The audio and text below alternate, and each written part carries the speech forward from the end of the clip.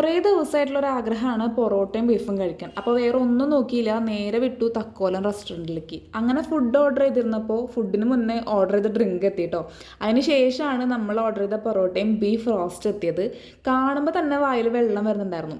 മലയാളികളുടെ ഒരു വികാരമാണല്ലോ ഈ പൊറോട്ടയും ബീഫും എന്നും പറയുന്നത്. അതിന് മുന്നിൽ കൊണ്ടുവച്ചപ്പോൾ ഉള്ള സന്തോഷവും അത് പറഞ്ഞറിയിക്കാൻ വയ്യ. കാരണം കുറേ നാളായി പൊറോട്ടയും ബീഫും കഴിച്ചിട്ട് അതിൻ്റെ ഒരു കൊതിയും ഇത് കഴിക്കാൻ പോകുന്നതിൻ്റെ എക്സൈറ്റ്മെൻറ്റും എല്ലാം കൂടെ ചേർത്തൊരു പ്രത്യേക തരം ഫീലായിരുന്നു. കഴിച്ചു നോക്കി, എൻ്റെ പൊന്നോ ഒന്നും പറയാനില്ല, അടിപൊളി ടേസ്റ്റ് ആയിരുന്നു. പൊറോട്ടയും ബീഫും വേറെ ലെവലായിരുന്നു. എനിക്ക് ഭയങ്കര ഇഷ്ടമായി. പൊറോട്ട നല്ല ക്രിസ്പി നല്ല ടേസ്റ്റായിരുന്നു. കറി ഇല്ലാതെയും പൊറോട്ട കഴിച്ചു നോക്കി, അതും ഒരു രക്ഷയില്ല. പിന്നെ ബീഫ് അതും അടിപൊളിയായിരുന്നു കേട്ടോ, നല്ല ടേസ്റ്റ് ഉണ്ടായിരുന്നു. എന്താ പറയുക, എടുത്ത ഡിസിഷൻ എന്തായാലും പാളിയില്ല. പൊറോട്ടയും ബീഫും കഴിക്കാൻ തോന്നിയപ്പോൾ ഈ റെസ്റ്റോറൻറ്റിൽ തന്നെ വരാൻ തോന്നിയത് എത്ര നന്നായെന്ന് എനിക്ക് തോന്നി. കാരണം അത്രയും വറുത്തായിരുന്നു. കലൂരുള്ളവർ ഇവിടെ വന്നിട്ടില്ലെങ്കിൽ എന്തായാലും ഒന്ന് വന്ന് ട്രൈ ചെയ്ത് നോക്കണം കേട്ടോ, അടിപൊളിയാണ്. ഇത് മാത്രമല്ല, ഇവിടെ കുറേ ഐറ്റംസ് ഉണ്ട്.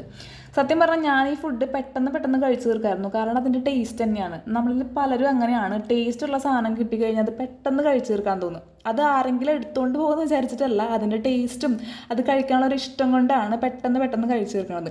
ഞാൻ ഒരു ടൈപ്പ് ആളാണ് കേട്ടോ.